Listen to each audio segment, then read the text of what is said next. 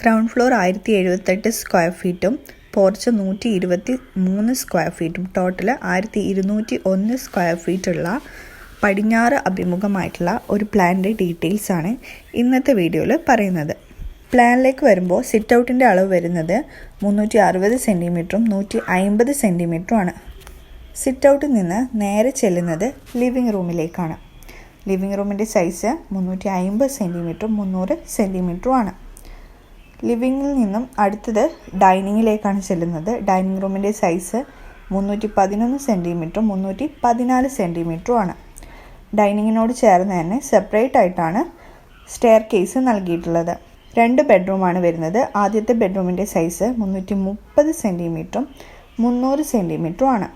Attached ആയിട്ട് dressing റൂമും ടോയ്ലറ്റും നൽകിയിട്ടുണ്ട്.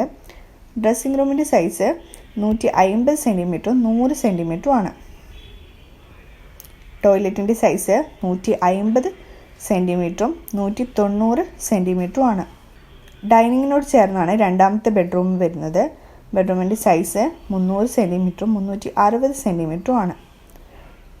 അറ്റാച്ച്ഡ് ആയിട്ട് ഡ്രസ്സിംഗ് റൂമും ടോയ്ലറ്റും നൽകിയിട്ടുണ്ട്. ഡ്രസ്സിംഗ് റൂമിൻ്റെ സൈസ് 100 സെൻറ്റിമീറ്ററും 150 സെൻറ്റിമീറ്ററുമാണ്. ടോയ്ലറ്റിൻ്റെ സൈസ് 190 സെൻറ്റിമീറ്ററും 150 സെൻറ്റിമീറ്ററുമാണ്. ഡൈനിങ്ങിനോട് ചേർന്ന് തന്നെ കിച്ചൺ നൽകിയിട്ടുണ്ട്. കിച്ചണിൻ്റെ സൈസ് 311 സെൻറ്റിമീറ്ററും 300 സെൻറ്റിമീറ്ററുമാണ്. കിച്ചണിൽ നിന്ന് നേരെ ചെല്ലുന്നത് വർക്ക് ഏരിയയിലേക്കാണ്. ടോയ്ലറ്റും ബാത്തും ചിമ്മിണിയും ഒക്കെ വർക്ക് ഏരിയയിൽ നൽകിയിട്ടുണ്ട്. ചിമ്മിണിയുടെ പൊസിഷൻ വരുന്നത് കിഴക്ക് അഭിമുഖമായിട്ടാണ്. ബാത്റൂമിൻ്റെ സൈസ് 180 സെൻറ്റിമീറ്ററും 135 സെൻറ്റിമീറ്ററുമാണ്. WCയുടെ സൈസ് 108 സെൻറ്റിമീറ്ററും 135 സെൻറ്റിമീറ്ററുമാണ്.